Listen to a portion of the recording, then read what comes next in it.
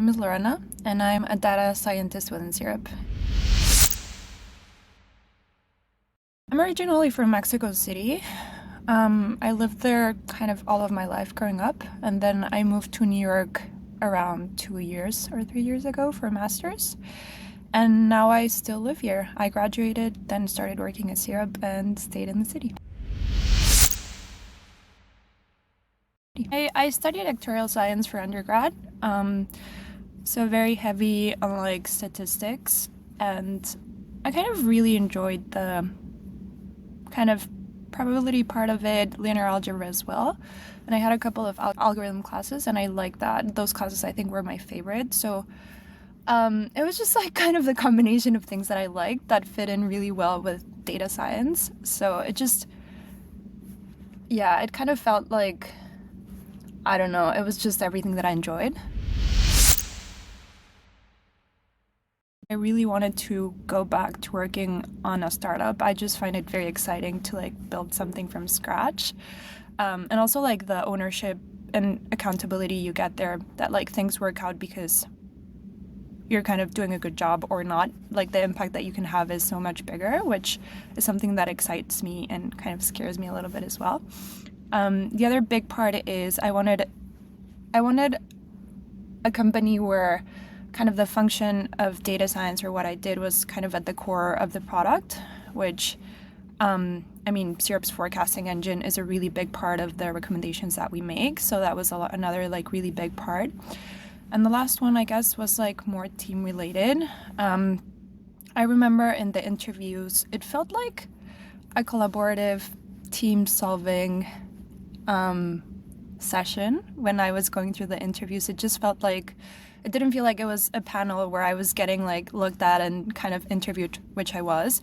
It just kind of felt very natural, very, yeah, I liked working through the interview questions with the people that interviewed me. So yeah, that's the other part.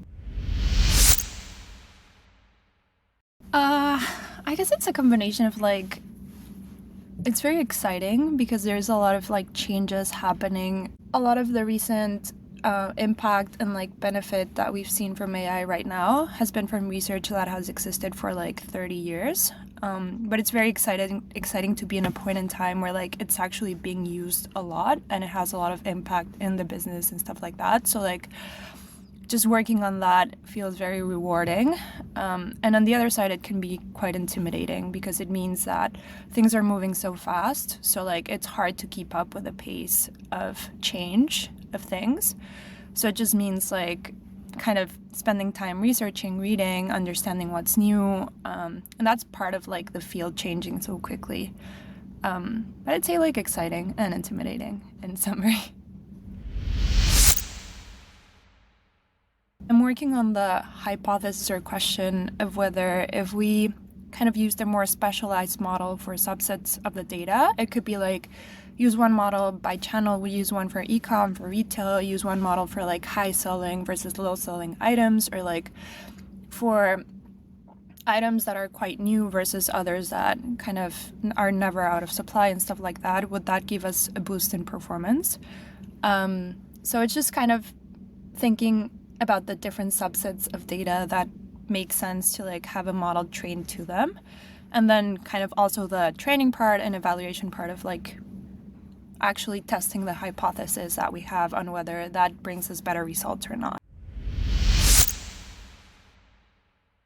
So we look at their data a lot, and sometimes we notice like certain anomalies in the data, things that don't look right.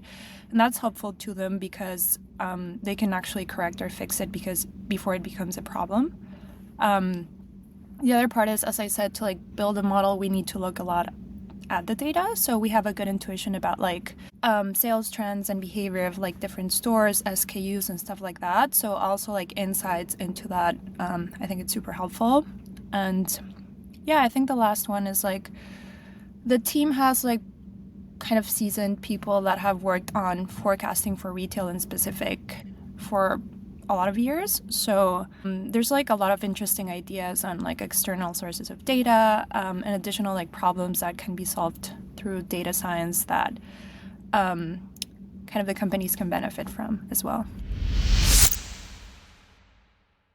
I guess the most common answer is Maui, but I don't love the beach. I kind of do, but it's just not my vibe. I like mountains more. I know Tori just introduced herself today, and she lives in the Catskills, so I think that would definitely be a place that I would like living in, just because like I like hiking a lot. I like trail running. It would just be lovely to have like the mountains there and be able to do it in any like given day. I'd really enjoy that.